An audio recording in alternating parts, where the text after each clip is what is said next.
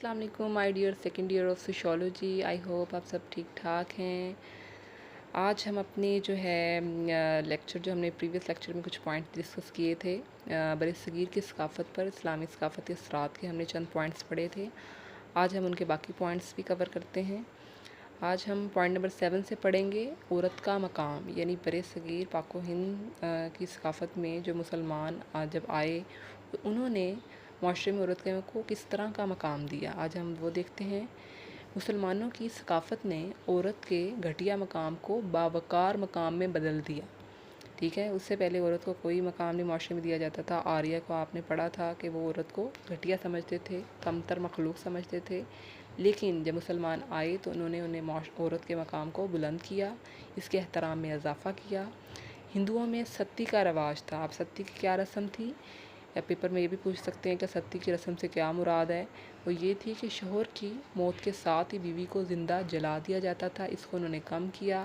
अकबर बादशाह ने जो सती रस्म को कानूनन ममनू करार दिया और बेवा औरत को दोबारा शादी करने की इजाज़त दी। मुगलिया दौर में बहुत सी ख़वातीन, जिनमें नूरजहाँ, मुमताज़ महल, जहाँ आरा बेगम, अपने ज़माने में बादशाहों की ख़ास मुशीर थीं। इस तरह बरसगीर पाको हिंद में औरत का वज़ीर आज़म, स्पीकर बनना मुग़लों के मामूलात की अक्कासी करता है। यानी इससे यह पता चलता है कि उन्होंने औरत को माशरे में आला मकाम दिया था। नंबर 8 पॉइंट है मौसीकी। ऐसे अनासिर बहुत अहम होते हैं जिसकी वजह से सकाफ़त नस्ल दर नस्ल आगे मुंतकिल होती रहती है। हिंदुस्तान में फ़न मौसीकी का रवाज पहले से मौजूद था, ताहम मुसलमान हुक्मरानों ने इसे अरूज पर पहुंचाया।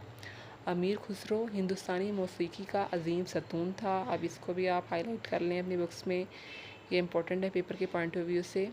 इसमें आप देख रहे हैं कि जितने मैंने हाईलाइट किए हैं ये सारे शॉर्ट क्वेश्चंस बन सकते हैं, इसलिए आपने इनको अच्छी तरह याद करना है। इसने ईरानी रागों को हिंदुस्तानी धुन के साथ मिलाकर मौसीकी का एक मुनफरिद नक्श कायम किया। मसलन ज़ैलफ़, गाज़ा और साज़गिरी आज भी ज़ोक़ो शौक़ से गाए जाते हैं।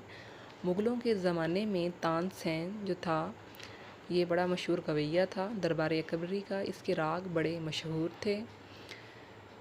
नंबर 9 है ख़ताती। बरसगीर में फ़न ख़ताती को मुसलमान हुक्मरानों के ज़माने में बहुत शोहरत मिली, यानी लिखना, खूबसूरत राइटिंग। इससे मुराद ये है बड़े खूबसूरत सारी ख़ताती किया करते थे, क्योंकि मुसलमान हुक्मरान खुद आला पाए के खुशनवेश थे। इन्होंने इस फ़न की सरपरस्ती की। मौलाना अब्दुल हई और अब्दुल रहीम आला पाए के खुशनवेश थे। ये सिलसिला पाकिस्तान में भी कायम है। अब वो पूछ सकते हैं कि दो फ़न ख़ताती में दो मशहूर बंदों के नाम लिखें, तो आप ये लिख सकते हैं मौलाना अब्दुल हई और अब्दुल रहीम। नेक्स्ट है मुसव्वरी। अगरचे हिंदुस्तान में मुसलमानों की आमद से पहले ही ये फ़न मौजूद था, ताहम मुग़लिया दौर में ये फ़न अरूज कमाल तक पहुँचा। मसलन मीर सैयद अली जो थे वो अकबर बादशाह के ज़माने के मशहूर मुसव्विर थे। पाकिस्तान के बड़े बड़े मुसव्विरों जैसे कि हाजी मोहम्मद शरीफ, जमील नकाश, अब्दुर्रहमान चुगताई के फ़नपारों में मुग़ल और मुस्लिम रवायात का अक्स नज़र आता है। नंबर 11 है सकाफ़ती नमूने। हिंदुओं में छूत-छात और मजहबी पाबंदी की वजह से ऊंची ज़ात के लोग नीची ज़ात के हाथ से खाना नहीं खाते थे। इनमें मेहमान नवाज़ी और ज़ियाफ़तों के तसव्वुरात नहीं पाए जाते थे। हर घर में चौका गाय के गोबर से लेपा जाता था, यानी एक जैसे ऊंचा सा आपने देखा होगा गाँव में अक्सर वो एक ऊंचा सा चबूतरा सा बनाया गया होता था, उनका किचन टाइप वो होता है। खुराक में सिर्फ खिचड़ी, दाल, रोटी और खीर को इस्तेमाल करते थे। मुसलमानों ने खुराक के तौर पर खमीरी रोटी, पुलाव, नरगसी कोफ्ते, कबाब, मतंजन, खुरमा वगैरह को फ़रोग़ दिया। मतंजन ये रंग बिरंगे जो चावल होते हैं उन्हें कहते हैं, मीठे चावल जो होते हैं रंग बिरंगे से। खाने के वक्त दस्तरखान बिछाया जाता था, इन पर बर्तन सजाए जाते। खुराक में मिठाइयों के इस्तेमाल को भी मुसलमानों ने मुतारिफ़ करवाया। अब नंबर 12 है सकाफ़ती बहाव। चूँकि सकाफ़ती बहाव दो तरफ़ा होता है, चुनांचे मुसलमानों ने हिंदुओं की देखा देखी दर्जनों बेहुदा रसूमात इख्तियार कर लीं। इनमें अक्सर नो मुस्लिम थे, नए नए मुसलमान हुए थे। उन्होंने अपने आप को बाप दादा के बाद अकायद पर कायम रखा, यानी मुसलमान तो हो गए थे लेकिन कुछ पुरानी अपनी आदात और रवायात रस्मात रसूमात उन्होंने नहीं छोड़ी, जिनमें कब्रों पर चढ़ावे चढ़ाना, मनते मानना, तवीज़ घंडे करवाना, मंत्र जंतर पर यकीन रखना, ये तमाम हिंदुओं की आदात और रसूमात हैं। इस्लाम में इनका कोई कॉन्सेप्ट नहीं है। आहिस्ता आहिस्ता मुसलमान हिंदुओं के त्यौहार मनाने लगे, मसलन बसंत, होली, राखी वगैरह। बसंत तो हमारे माशरे में ऐसा लगता है ही नहीं है हिंदुओं से निकली गई, हमारी है। होली और राखी चलो हम इंडियन ड्रामास और मूवीज़ में देख ही लेते हैं, लेकिन बसंत भी उन्हीं से हमने ये अडॉप्ट किया, ये बेहुदा रस्म।